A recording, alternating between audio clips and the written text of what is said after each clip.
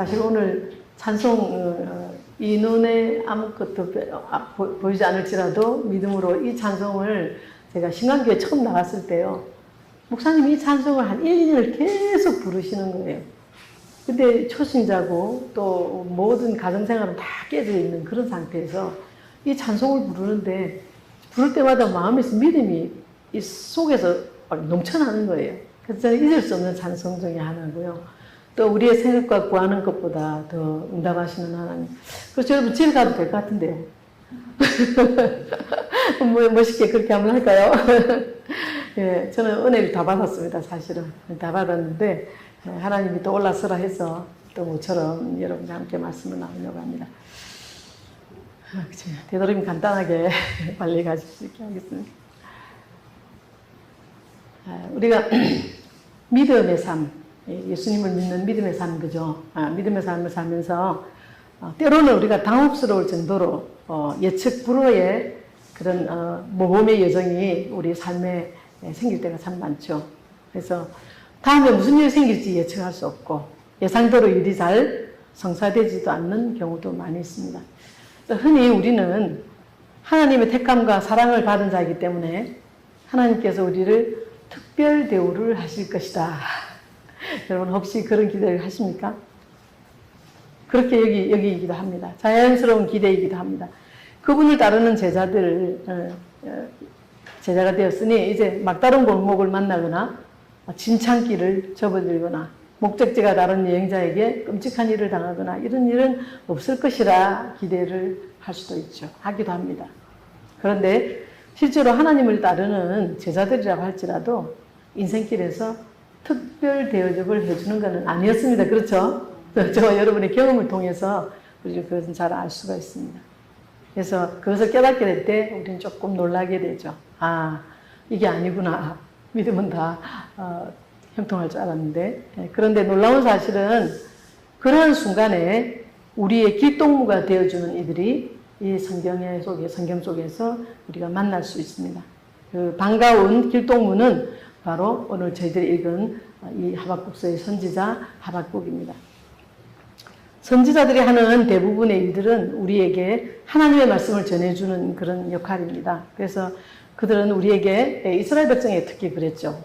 선지자들은 구원도 전하고 심판도 전하고 도전도 전하고 위로도 전하면서 하나님의 말씀을 전해 주었습니다. 그런 말씀을 촉구하는 그런 자들이죠. 그들은 우리가 하나님의 마음을 마음대로 상상하지 않도록 못하도록 정말 하나님이 누구신가를 알려줄 때가 많았습니다.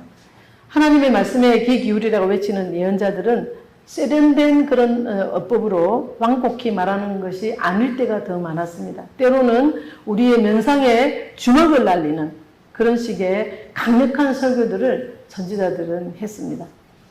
그런데 하박국은 이제 하박국의 이름의 뜻이 무엇이냐면은 포옹하다는 뜻이거든요.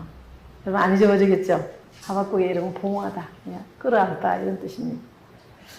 하박국은 정말 자기 이름처럼 자기 시대의 고통을 끌어안고 우리의 말을 하나님께 전해주는 그런 선지자였습니다.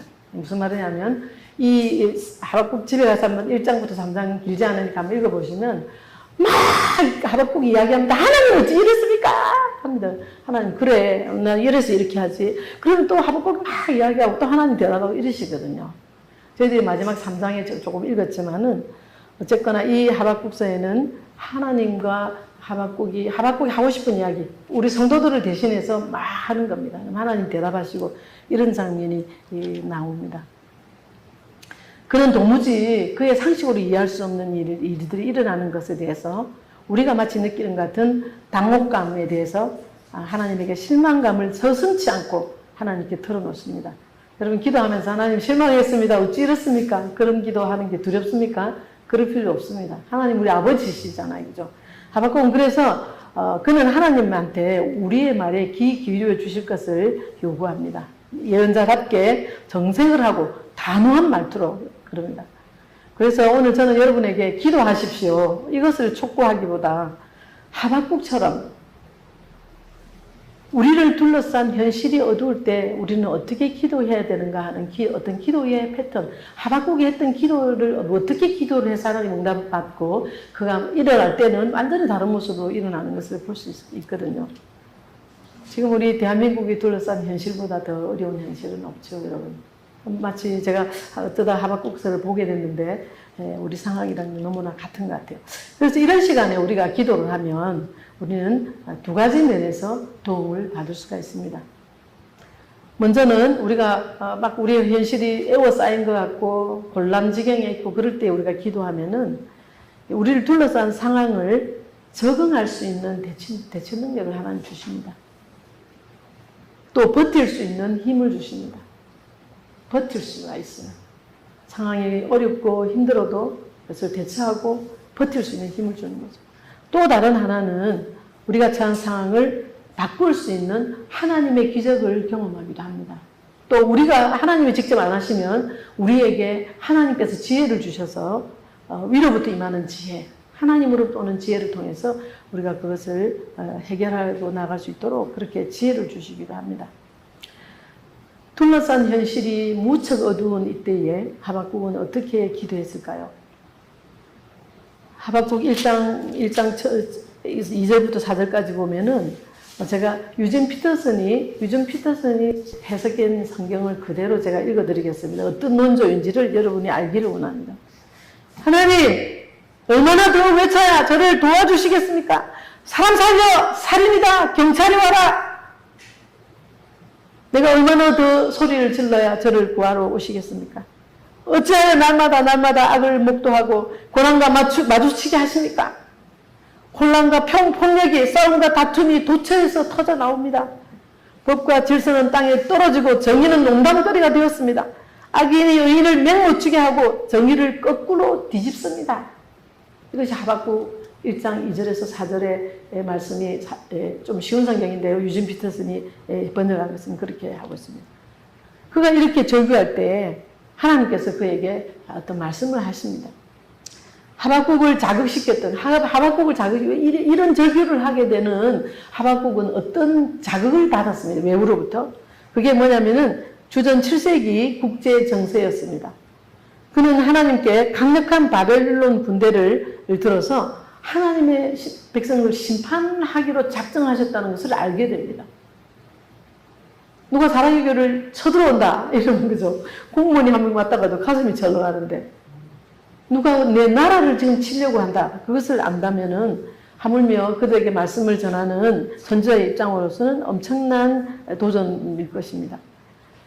그는 바벨론 군대에 대해서 너무 잘 압니다. 또 성경은 그렇게 이야기합니다. 그 다음 절에 쪽 1장에 보면은 그들은 표범보다 빠르다고 합니다. 죽음에 모이드는 독수리같이 남쪽 유다를, 이제 북쪽 이스라엘이 이미 망했고 남쪽 유다가 바벨론에 의해서 망해질 차례입니다. 그들은 죽음에 모이드는 독수리같이, 시체가 있으면 독수리들이 잔뜩 모인다고 하거든요. 그들처럼. 또 그들은 살인광입니다. 바벨론 군사들은 살인광이고 살인에 미친 사람들이고 사람을 찢었듯 하고 낚시꾼들이 낚시를 해서 강줄에다 많이 담는 것처럼 우리를 그렇게 낚시를 해서 강줄에 넣는 것처럼 그렇게 하고 그러게 하고는 가서 장치를 하고 먹고 마시는 자들이 바벨론 사람이라는 겁니다. 그것을 알고 있는 하박국은 아니 하나님을 알지 못하는 이방민족을 들어서 하나님을 섬기는 경건한 민족을 벌하시겠다는 게 말도 안 됩니다. 하나님 어찌하여 이런 통탄이 나오는 것입니다. 하박국은 도저히 이해할 수가 없었습니다. 그래서 즉시 하나님께 지금 따지고 있는 것입니다. 하나님께서 당신의 일을 제대로 하고 계시지 못한 것은 아닌가. 자신의 생각을 있는 그대로 털어놓습니다.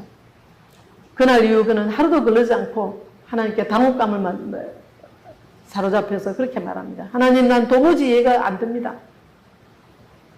여러분에게 일어난 일들이 도무지 이해가 안 될 때 우리는 이런 의문을 가지고 기도는 안 하지만 마음으로 생각하죠. 어째 이런 일이, 우째 이런 일이, 그죠?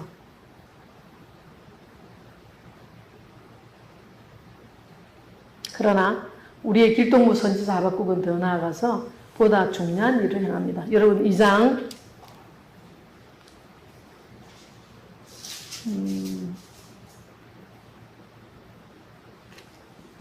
2장 제가 다른 성경을 지금 뒤집고. 하박국 2장 2절을 한번 가보실까요? 2장 1절 보겠습니다. 같이 한번 읽어볼까요? 내가 내 파수하는 곳에 서며 성루에 서리라. 그가 내게 무엇이라 말씀하실는지 기다리고 바라보며 나의 질문에 대하여 어떻게 대답하실는지 보리라 하였더니. 예. 하박국은 나는 망루에 서서 내게 무엇을 말씀하시는지 기다리고 바라보겠다. 그런 간단한 응답이 올 것이라고 생각 안 한 것입니다. 이슈가 너무나 무겁기 때문에 간단한 대답이 간단하게 주어질 거라고 생각하지 않았습니다. 그래서 그는 성루에 서서 하나님이 자기가 질문한 것에 대해서 무엇이라고 대답하는지 기다리고 기다리겠다. 그렇게 말합니다. 그는 기다렸습니다. 그리고 귀를 기울였습니다. 그래서 하나님께서 그에게 대답을 하시죠. 그는 그 대답을 듣고 하박국은 그 마음의 어떤 부분들을 해결하는데요. 첫 번째 제가 여러분하고 나누고 싶은 것은 하박국은 진노의 하나님께 긍휼히 여겨달라고 긍휼을 구하고 있습니다. 너무 뻔한 이야기 같죠. 근데 왜 이게 그렇게 중요한지 제가 여러분과 함께 나누고 싶습니다. 우리는 하나님에 대해서 오해하지 말아야 합니다. 하나님에 대한 바른 이해, 하나님 신관이라고 합니다. 신학적인 용어로 신관이라고 하는데요. 하나님에 대한 바른 이해가 우리에게 있어야 합니다. 현대인들은 사랑의 하나님, 평화의 하나님, 은혜의 하나님 좋아하죠. 네. 그러나 심판이나 진노의 하나님은 별로 듣고 싶어 하지 않습니다. 우리 아이들도 요즘 부중 듣는 것도 그죠. 마땅히 부중해도 잔소리하지 마세요 이러잖아요. 그죠. 우리의 재성인 것 같아요. 실제로 우리 삶 속에서 우리는 하나님으로부터 엄청난 사랑을 받습니다. 우리에게 주신 모든 것이 하나님 사랑입니다.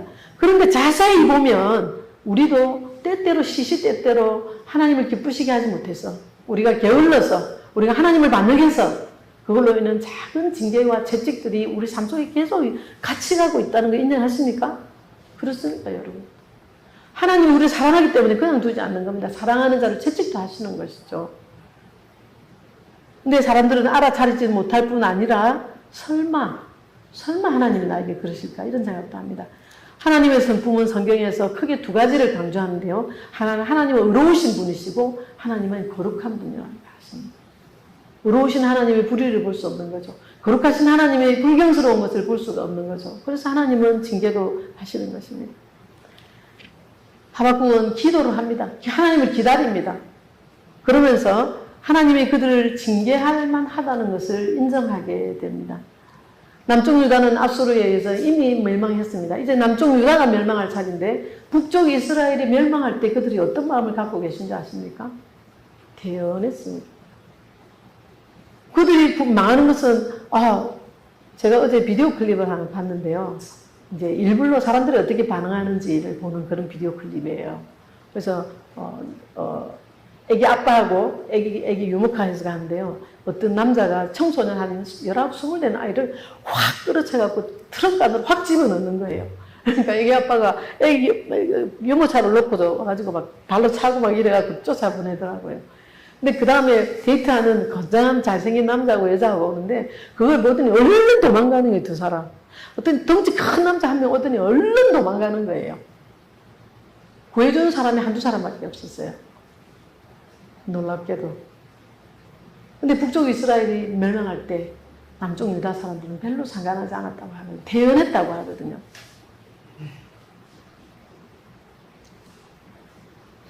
자기들은 예루살렘 성전이 있어서 우리는 하나님 거기 계시니까 우리는 괜찮다.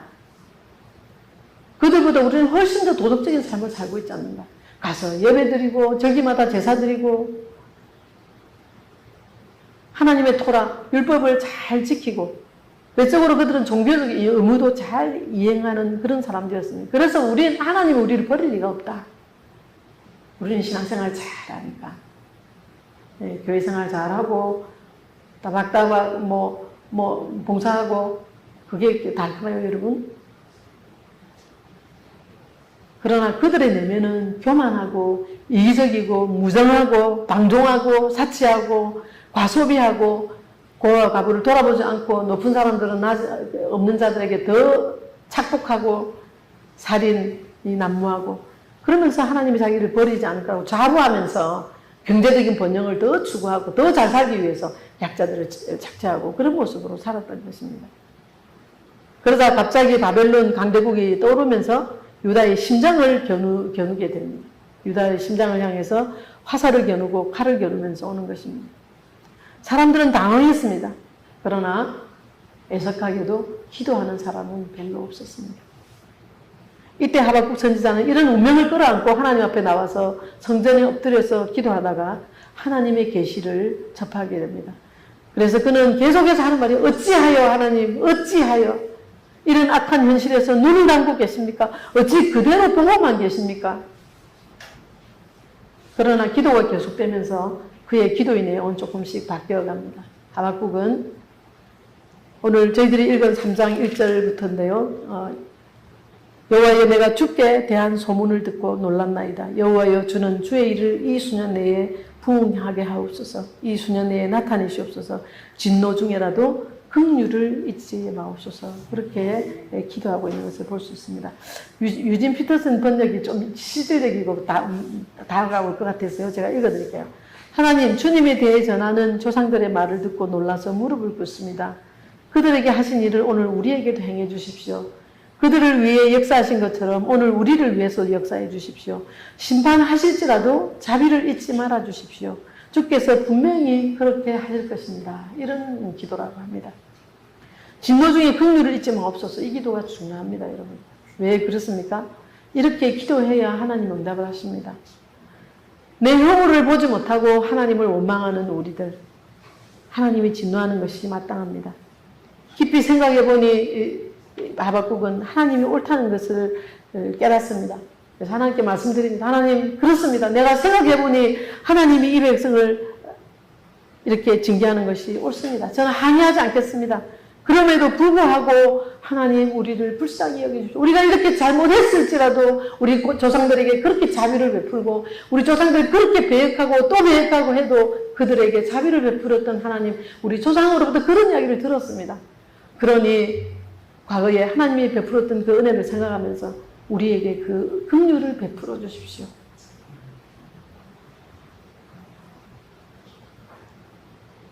하박국은 2절에 수년 내에 부흥케 하옵소서 그런 이야기를 합니다. 이 부흥이라는 단어는 우리가 부흥회 때 이런 수년 내에 부흥케 하옵소서 이러는데 이 부흥이라는 단어는 본래 다시 살린다 그런 뜻입니다.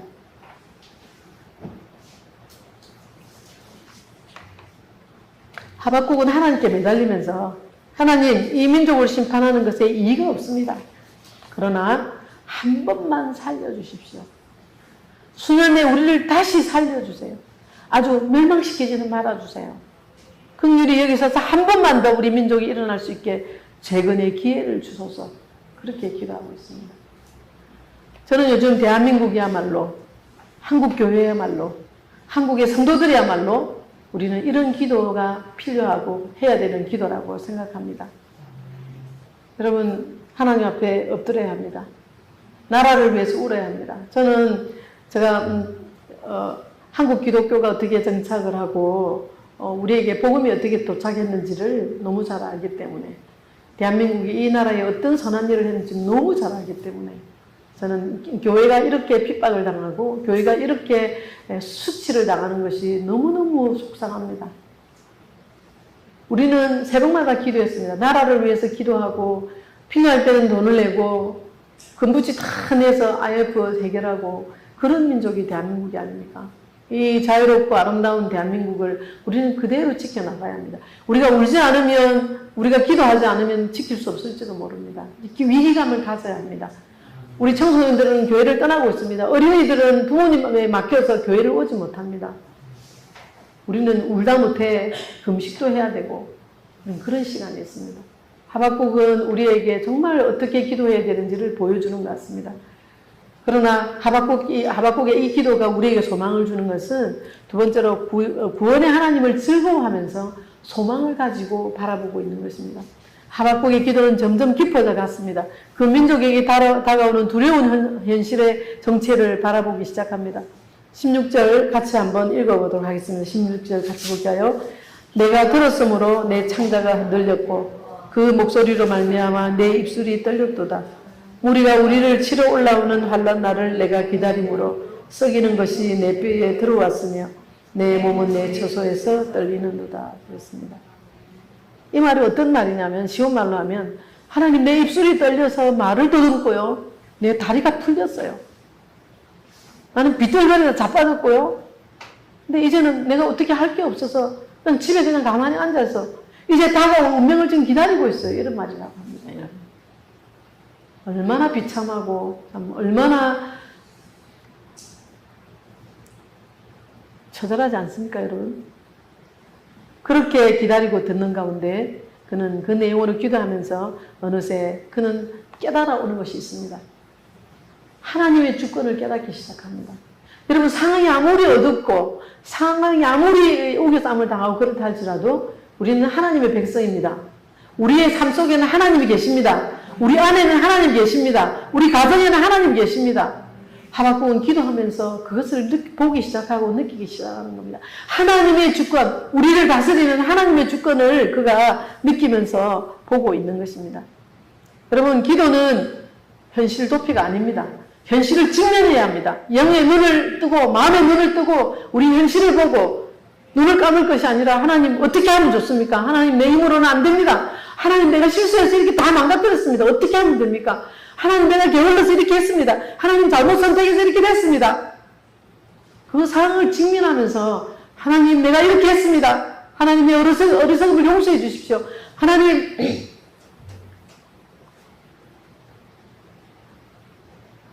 그는 하나님의 주권이라는 큰 세상을 발견하고 그 세상 주민으로서의 마음을 갖게 됩니다.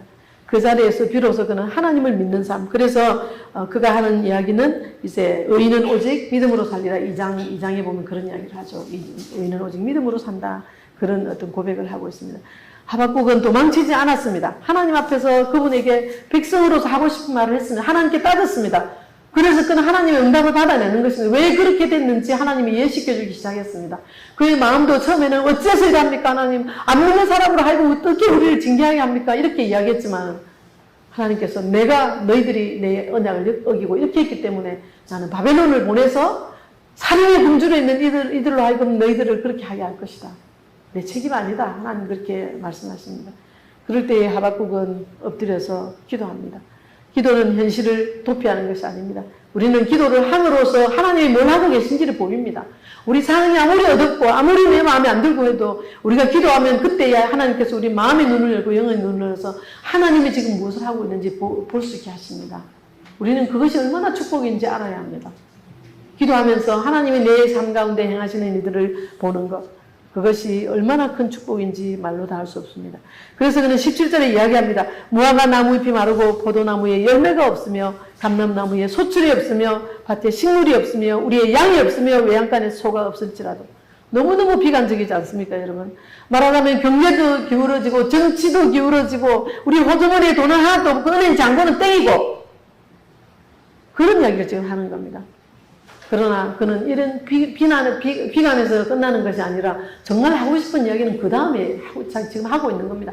하나님, 이런 일을 할지라도 하면서, 여러분 18절에 같이 한번 읽어보겠습니다.